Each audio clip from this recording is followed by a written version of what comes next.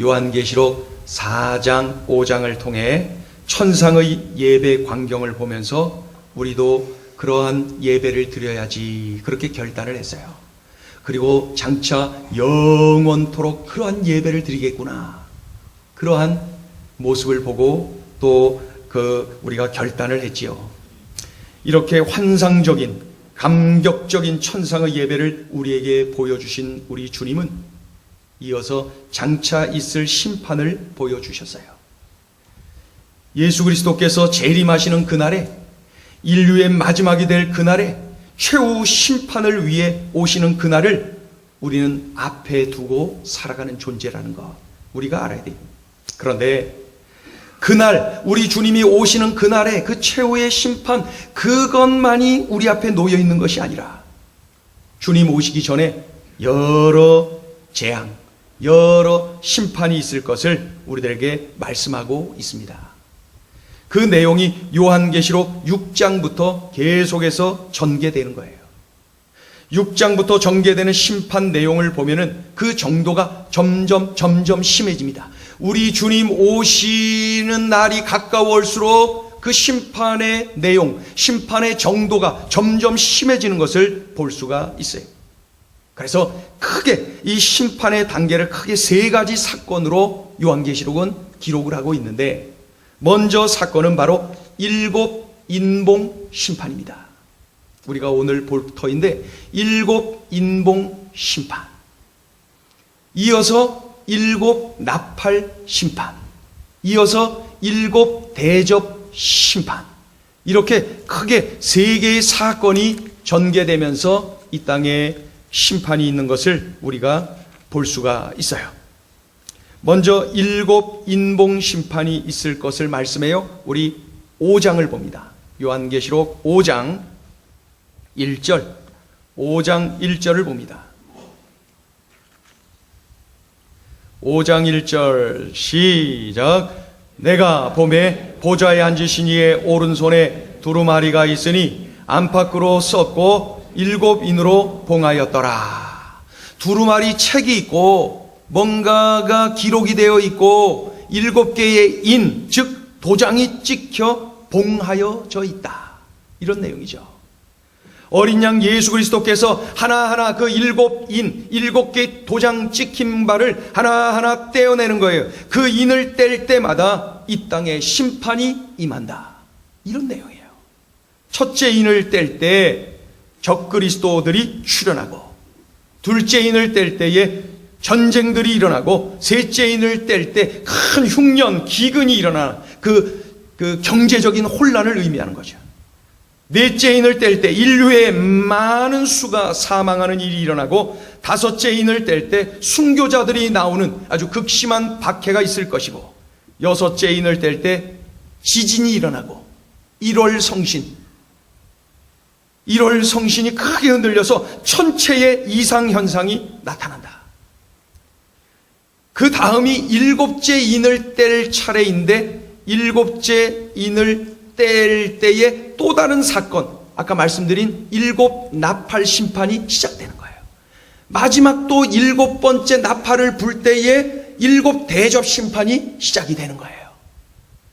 그런데 주님의 재림이 가까울수록 세상에는 죄가 더해가는 것을 알 수가 있어요.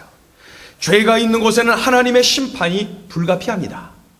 그러나 이 심판의 와중에도 사람들을 구원하시는 하나님의 역사는 중단되지 않는다. 오늘 본문의 하이라이트가 그거예요. 죄가 극성을 부릴수록 하나님의 심판이 분명해지는데, 동시에 더 분명해지는 것은 하나님의 구원 역사 또한 강력하게 진행된다.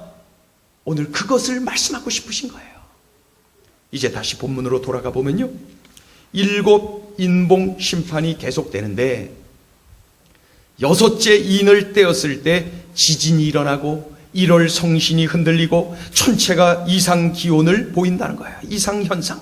그러자 사람들이 말을 합니다. 사람들이 그 환난 중에 뭐라고 말을 하냐면요, 우리 6장 15절부터 봅니다.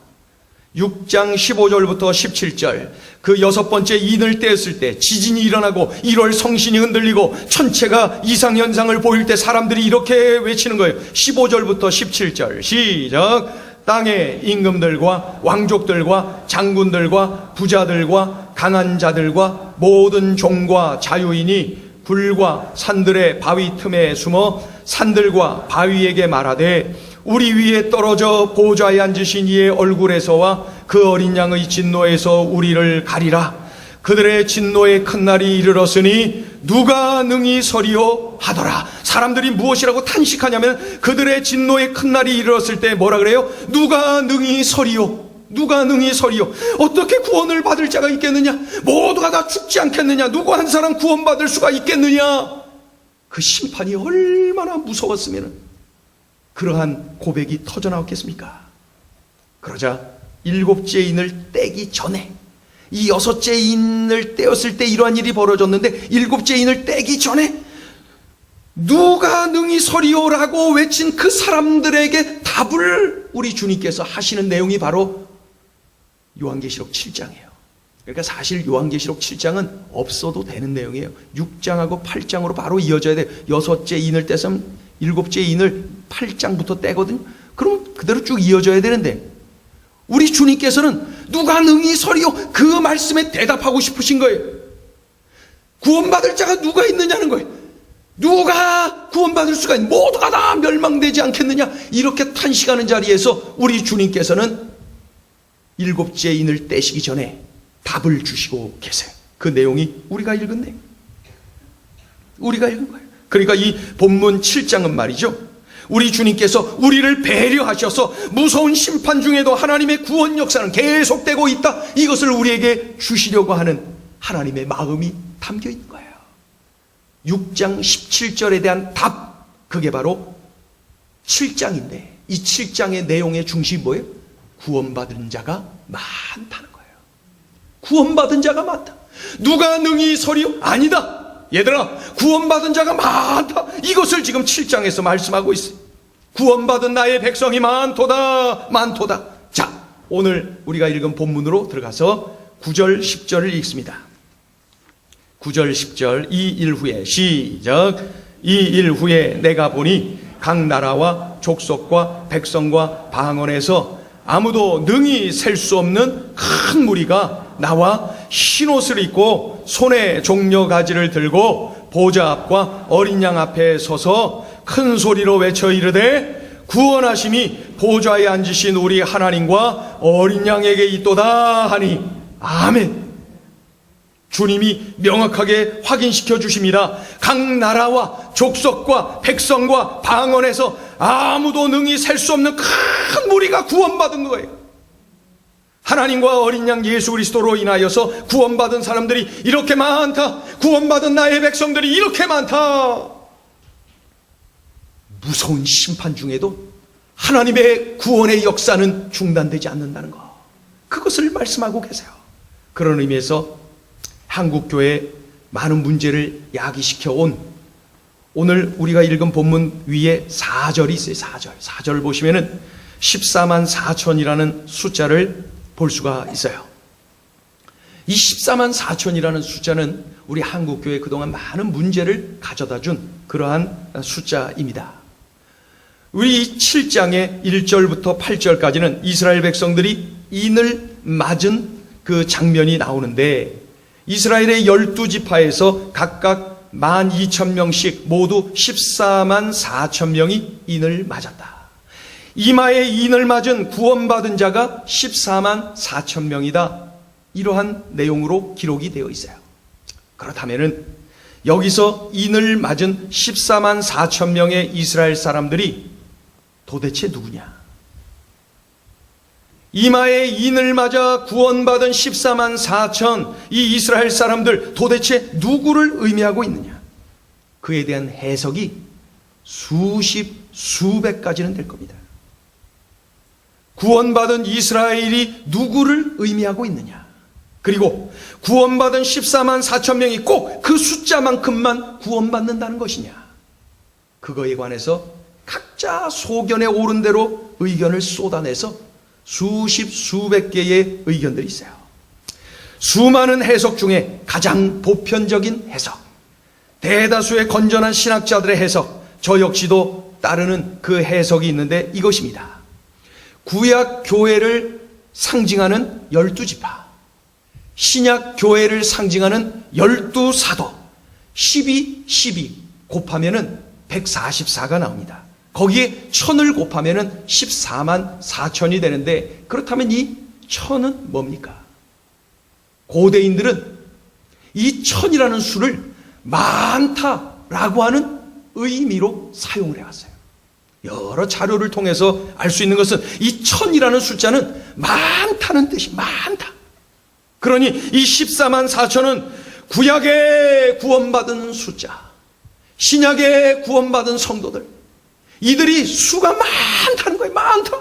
수많은 해석 중에 말이죠, 이것이 가장 보편적이고 건전한 신학자들의 해석입니다. 그런데 이들 많은 해석들 중에 이단들이 가장 잘 사용하는 해석이 있어요. 이단들, 여러분 잘 들으세요. 14만 4천은 자기들의 숫자, 자기들 멤버 숫자라는 거예요. 자신들의 공동체 안에 들어온 자들만 구원을 받는다고 주장하는 거예요.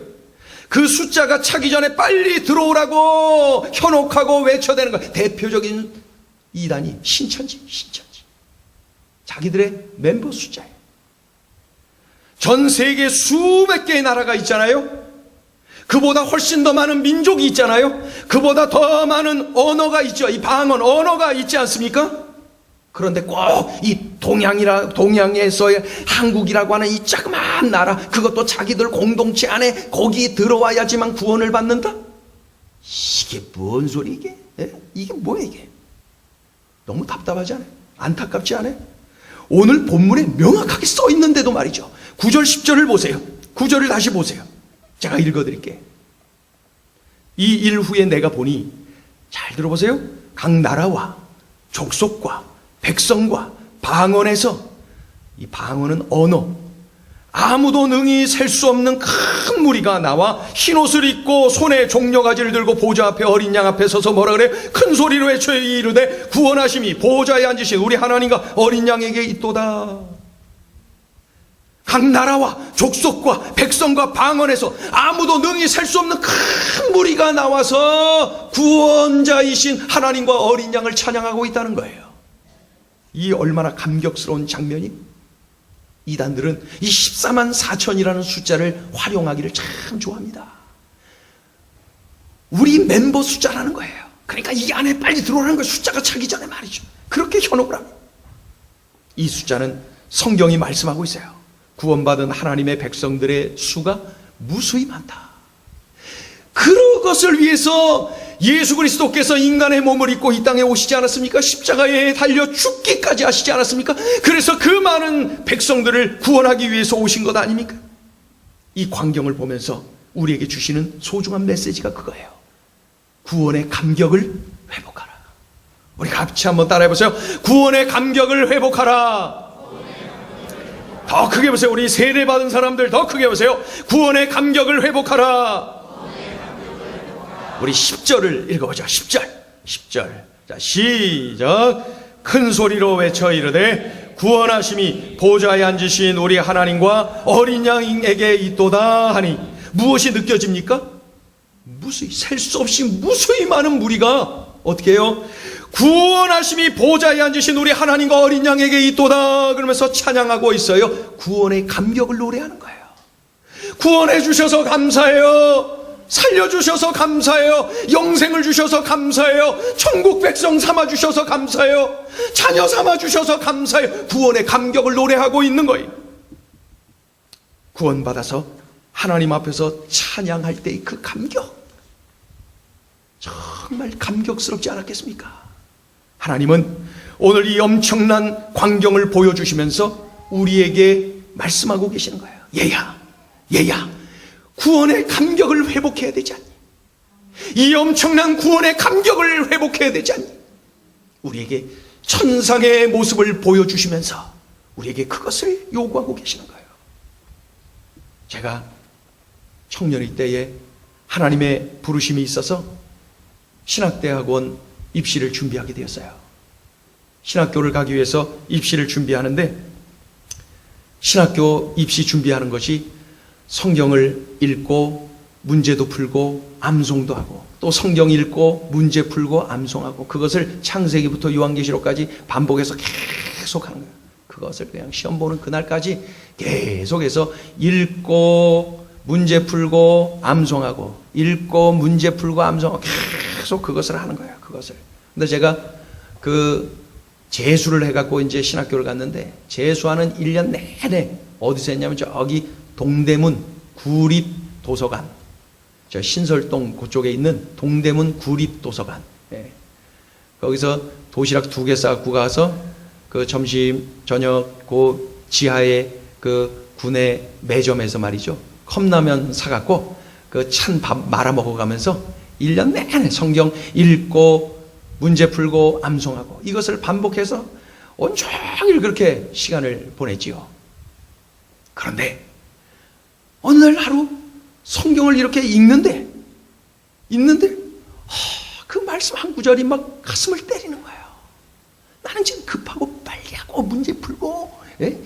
대한민국에 있는 성경 문제집 내가 다 풀어버려야지. 그냥 그런 자세로 막 풀고 있는데 진도 빨리빨리 나가야 되는데 말이죠, 이 말씀이 나를 붙잡는 거예요. 예? 말씀이 나를 붙잡아서 도대체 이 진도가 안 나가는 거예요. 그런데다가 주책이야 자꾸 눈물도 나는가 봐. 예? 그런데다가 이 도서관, 이게 여기 담장이 얕잖아요, 그죠? 그래갖고 이게 자꾸 눈물이 나고, 이게 고개 숙이고 말이죠, 이렇게.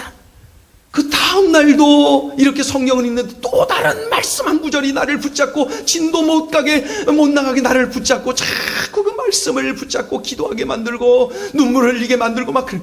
도대체 옆에 사람들은 이게 좀, 그래갖고 며칠 그러다가 밖으로 나갔어요.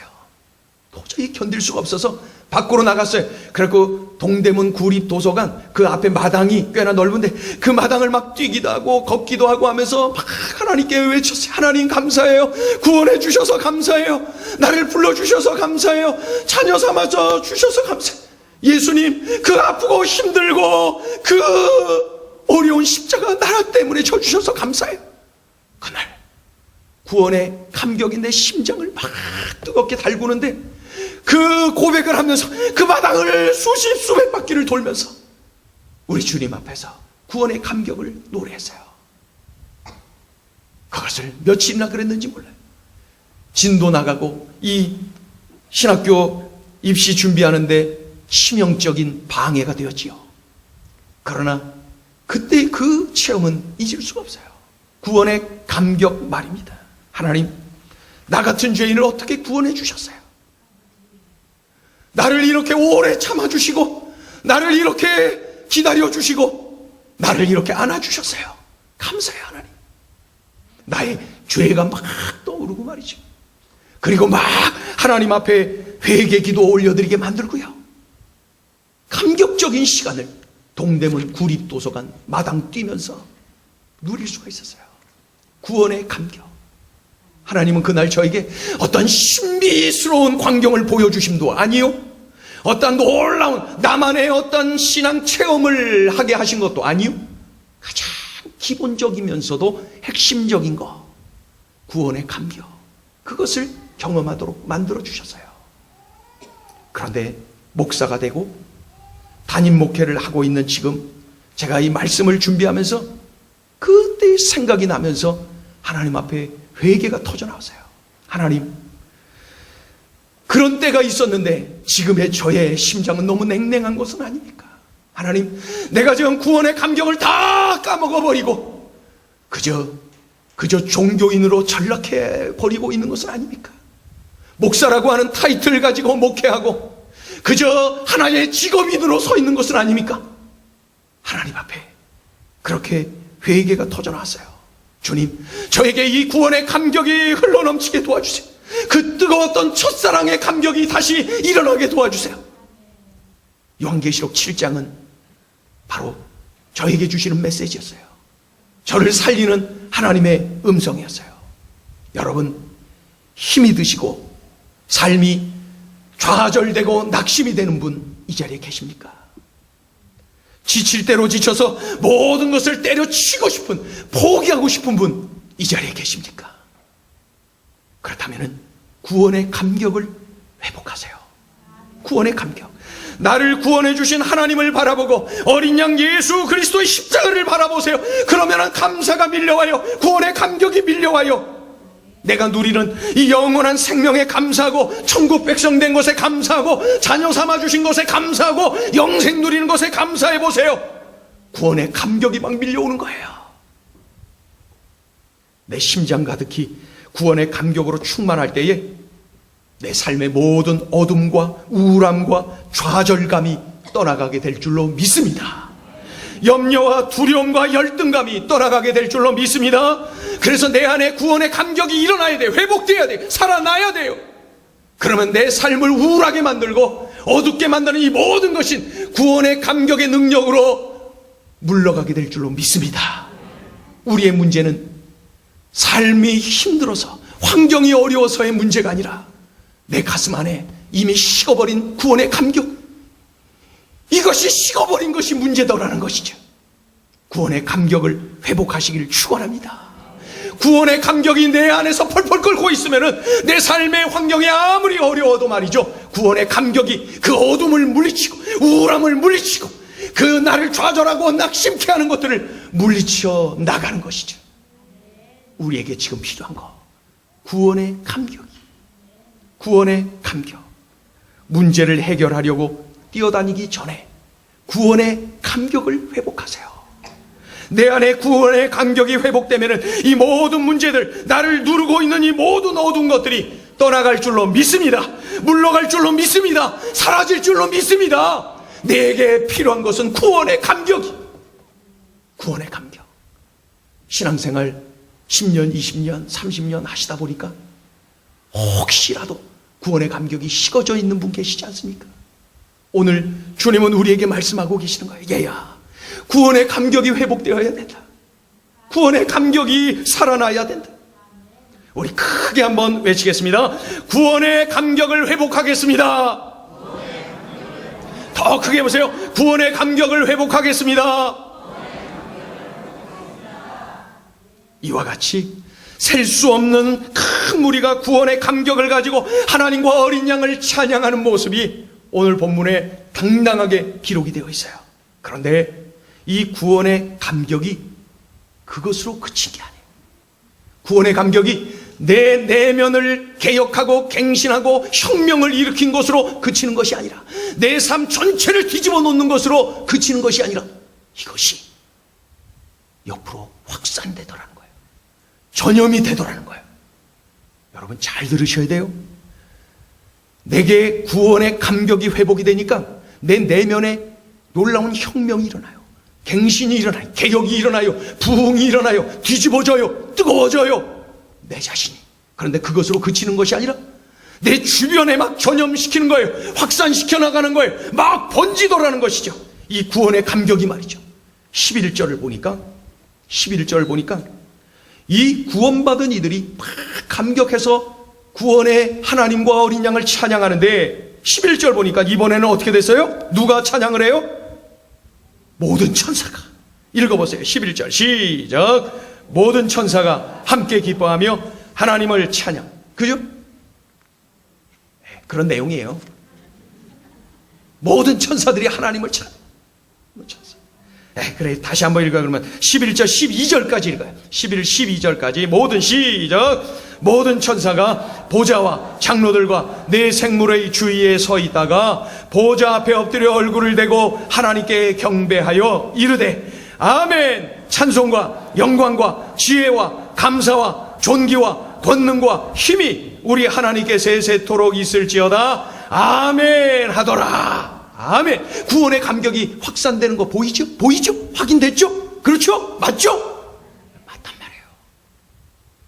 식어빠진 내 가슴에 구원의 감격이 다시 일어나야 돼요. 내 내면에 새로운 혁명이 일어나요. 내 삶을 우울하게 만들고 짓누르고 있는 이 어둠의 세력들이 구원의 감격을 통하여서 다 떠나가는 것이죠. 그것으로 그치는 것이 아니라 막 옆으로 확산되는 거예요. 막 번져나가는 거예요. 지난 주 중에 우리 성도들이 사랑의 쌀 나눔 헌금을 하셨잖아. 그래갖고 응암 1동, 2동에 가장 어려운 50 가정에 쌀을 나누고 또 우리 교회 준비한 그 전도용 곽 티슈 2개씩 그리고 전도지를 그 안에 담아서 보냈어요. 그렇게 했어요. 근데 그것을 1동, 2동에 전하면서 제 마음에 어떤 마음이 들었냐면요. 이것이 바로 확산이다. 확산. 내가 구원의 감격이 막 흘러넘치잖아요. 그러면은 어떠한 채널을 통해서라도 이것이 확산되게끔 되어 있어요. 내게 막 구원의 감격이 넘치면은 견딜 수 없어서 말을 막 하는 거예요. 내게 구원을 베풀어 주신 주님을 막 전하는 거예요. 막 나누고 싶은 거예요. 쌀 한 바가지라도 나누고 싶은 거예요. 내게 구원의 감격이 흘러넘치면은 내 삶 전체를 통해서 막 나누고 싶은 거예요. 전하고 싶은 거예요. 이것이 바로 거룩한 확산인 것입니다. 확산. 그러니 무엇보다 우리 안에 구원의 감격이 회복되고 이 구원의 감격이 우리 가족에게 확산되고 우리 성도들 사이에 확산되고 우리 이웃들에게도 확산되고 이 땅 우리가 가는 곳곳마다 확산되어져서 하나님의 나라가 힘차게 확장되어지는 역사가 일어나기를 예수의 이름으로 축원합니다. 그럴 때 우리는 감격스러운 인생을 사는 거예요. 날마다 어둠에 짓눌려서 세상 사람과 차별 없는 그러한 삶이 아니라 날마다 내 심장이 펄펄 끓는 구원의 감격을 가지고 살고 이것을 막 확산시키고 전염시키면서 거룩한 전염균으로 살아가는 거예요. 여러분, 우리의 삶이 흥분되지 않습니까? 그러니 가장 먼저 우리가 살펴야 될 것은 구원의 감격이에요. 구원의 감격. 오늘 이 말씀을 주셨는데 오늘 세례를 다 얼마나 좋은지. 제가 이 말씀을 준비하며 그동안 3주 내내 공부를 하고 그렇죠? 훈련하고 그리고 어제 최종 문답을 하는데 우리 10사람들이 얼마나 다 신실하지 뭐. 그 어느 때보다도 정말 진지하게 훈련하고 모두가 다 개인적으로 다 신앙 고백을 하고 훈련하고 그리고 오늘 섰어요. 얼마나 이쁜지 몰라요. 얼마나 좋은지 감사한지. 세례 베풀 때보다 이 목사가 참으로 영광스럽게 느껴지는 때가 또 어디 있겠습니까? 세례 베풀 때 그것이 바로 이 목사의 영광이 아니겠습니까? 이거는 교회의 영광이 아니겠습니까? 오늘 세례 입교를 한 우리 식구들은 물론이고 이 자리에 있는 우리 모두가 구원의 감격을 경험하고 그것이 회복되고 그래서 펄펄 끓는 심장을 가지고 이 구원의 감격을 열심히 확산시켜 나가는 아주 흥분되는 인생을 살아가게 되시기를 주의 이름으로 축원합니다. 축원합니다. 오늘 본문을 찬양으로 옮긴 그러한 소중한 찬양이 있어요. 이 찬양은 오늘 우리가 우리에게 주신 이 말씀을 그대로 옮겨놓은 그러한 찬양인데 오늘 주신 말씀을 기억하면서 참으로 결단하면서 우리가 이 찬양을 함께 올려드립니다. 모든 민족과 방언들 가운데 수많은 주 백성 모였네. 주의 보혈과 그 사랑으로 친백성 삼으셨네. 주를 향한 감사와 찬양을 말로 다 표현할 수 없네. 다만 내 소리 높여 온 마음을 다해 찬양하리라. 할렐루야 할렐루야 하면서 우리 주님을 찬양하는 그 구원받은 수많은 사람 14만 4천 그 수많은 주의 백성들이 구원의 감격을 끌어안고 찬양하는 그러한 내용 우리 찬양 올려드립니다.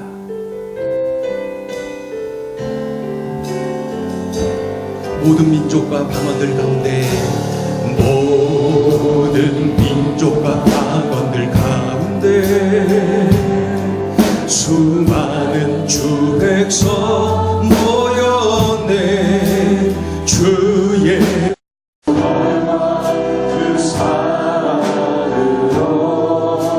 친백성 삼으셨네. 주를 향한 감사와 찬양